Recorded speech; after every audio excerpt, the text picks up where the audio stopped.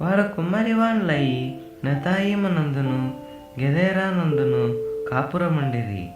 రాజు నియమము చేత అతని పని విచారించుటకై అచ్చట కాపురముండిరి.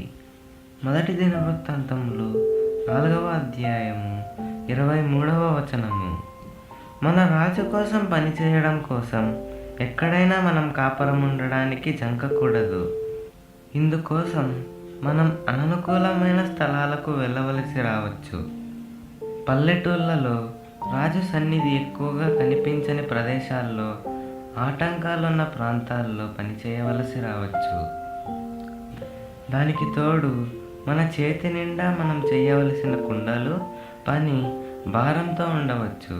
పర్వాలేదు, మనలను అక్కడ ఉంచిన మన రాజు తానే వచ్చి మనతో ఉంటాడు.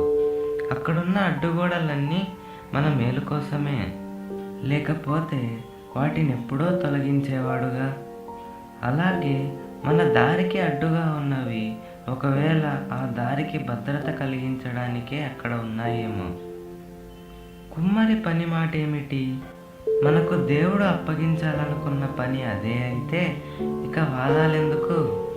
కాబట్టి ప్రస్తుతానికి మన పని ఇదే. ప్రియా, తోటలోకి తిరిగి వెళ్ళు. సాయంత్రం అయ్యేదాకా శ్రమించు. పాదులు త్రవ్వి పందిళ్ళు కట్టు. యజమాని పిలిచేదాకా పని చేపట్టు. నీ చేతనైనంత సింగారించు నీ తోటను. నీ శ్రమ వ్యర్థం కాదు. నీ ప్రక్కన తోట పనివాడు నిన్ను చూసైనా ఒళ్ళు వంచుతాడేమో.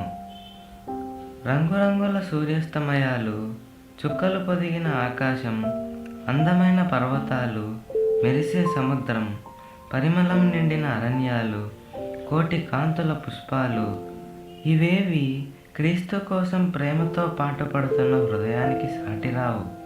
రచయితలుగాను, ఇతరులు శ్లాఘించేలా ఘనకార్యాలు చేసిన వాళ్ళుగాను ఎన్నడూ ప్రఖ్యాతి చెందిన వాళ్ళలో నిజమైన పరిశుద్ధులు ఎందరో ఉన్నారు. వాళ్ళంతా తమ అంతరంగాలలో పవిత్ర జీవనం నెరిపారు. ఎక్కడో మనుష్య సంచారం లేని లోయల్లో, కొండవాగుల ఒడ్డున విరబూసిన పుష్పగుచ్చంలాగా తన పరిమళాలు వెదజల్లి వెళ్ళిపోయారు.